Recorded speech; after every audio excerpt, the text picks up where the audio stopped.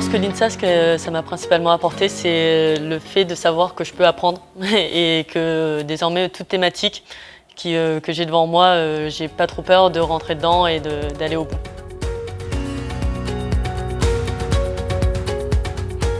Alors un ingénieur INSA, dans le milieu du travail ou même quand j'étais à l'école, j'ai toujours trouvé qu'il y a une certaine humilité au profil de l'ingénieur INSA. C'est souvent des personnes qui étaient, je trouve, plus talentueuses que ce qu'elles considéraient la plupart du temps, et ce qui fait que ça fait des ingénieurs assez humbles, je trouve, avec lesquels il est assez agréable de travailler. Toujours un côté très humain par rapport aux personnes que j'ai beaucoup apprécié. Alors l'ingénieur de demain devrait être plus responsable, parce que j'aurais adoré être ingénieur dans les années 80 où on développait plein de produits à tout va, il y avait vraiment juste le fun de la conception d'une certaine façon. Et maintenant on se rend compte de beaucoup d'enjeux, que ce soit environnementaux ou sociaux.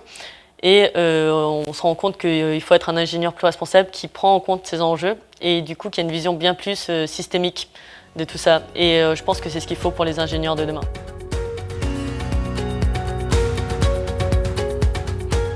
Donc, clairement, je dirais qu'il vaut mieux faire quelque chose d'humainement souhaitable. Et je rajouterais par contre que c'est là où il y a du vrai challenge en fait. Faire quelque chose qui est techniquement possible, en tant qu'ingénieur on a toutes les billes pour faire ça. Par contre faire quelque chose qui est humainement souhaitable, là on a du vrai challenge pour y arriver. Et à la fois c'est tellement plus gratifiant.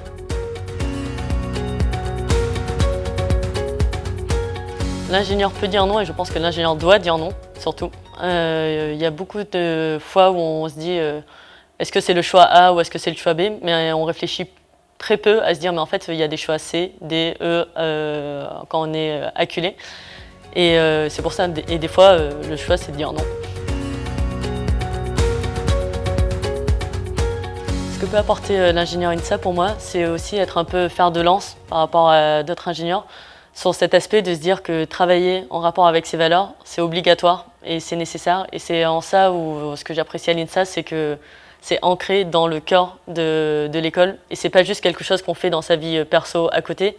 C'est ça aussi être ingénieur, c'est mettre ses valeurs au service de la société.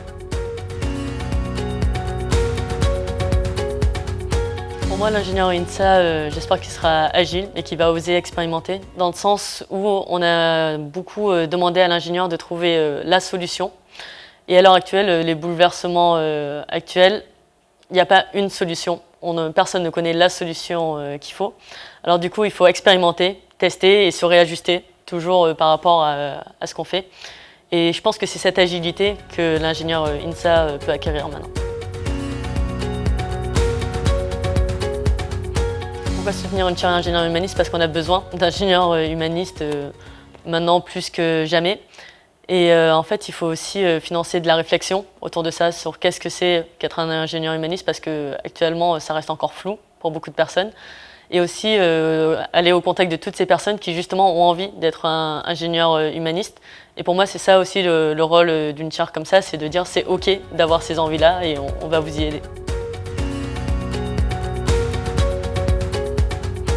J'espère qu'une chaire comme ça en fait, va permettre aussi de fédérer tous ceux qui ont ces mêmes appétences d'humanisme, de solidarité, de transition. De voilà, pouvoir dire en fait on se rejoint tous sous une bannière et si cette chaire peut permettre cela, ça sera une belle réussite.